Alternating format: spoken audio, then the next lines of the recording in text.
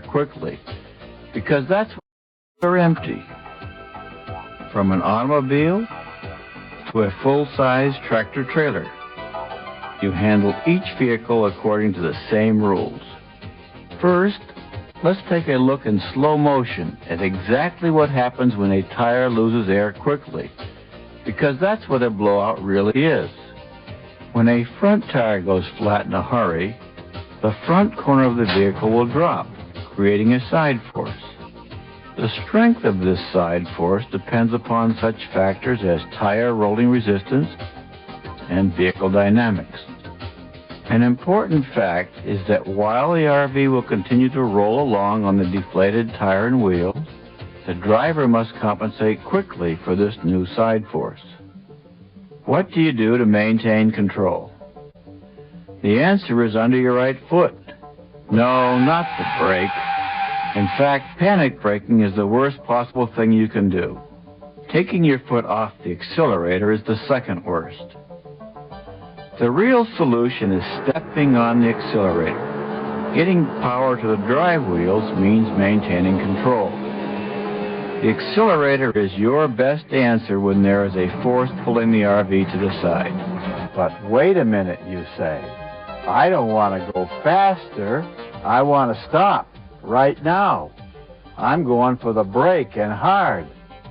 When you do that, you may lose control of your RV. One of nature's basic laws says that an object going in one direction, such as an RV on a highway, will keep moving in that direction unless it is acted upon by a new force in a different direction.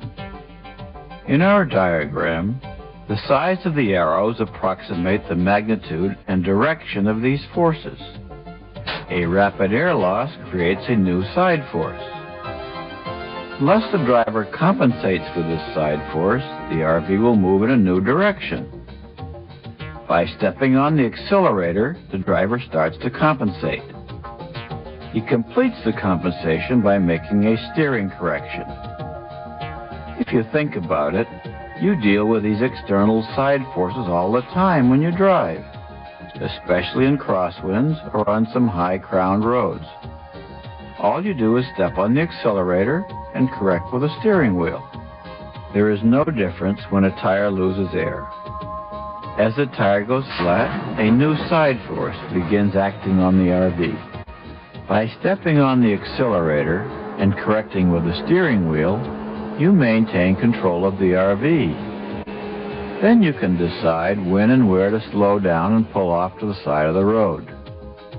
In the case of a front tire air loss, the obvious concern is the effect on the driver's ability to steer. When a tire goes flat, the RV wants to turn in the direction of the flat. As the driver steps on the accelerator, the added power applied to the drive wheels allows the driver more time to make the necessary steering correction. Now watch again and notice just how much steering and correction is needed. When we say step on the accelerator, we aren't talking about picking up speed rapidly. After stepping on the accelerator in an emergency, you should be able to diagnose the problem and get the RV stable before you gather up any significant extra speed. One other point about stepping on the accelerator. If you run your RV at its power limit or up against the governor, you leave yourself no extra power to deal with unexpected situations.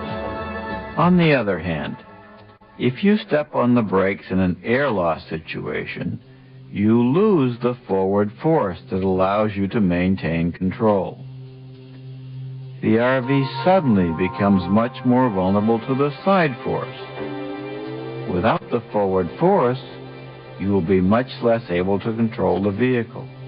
For the purpose of this program, we're using vehicles loaded to approximate operating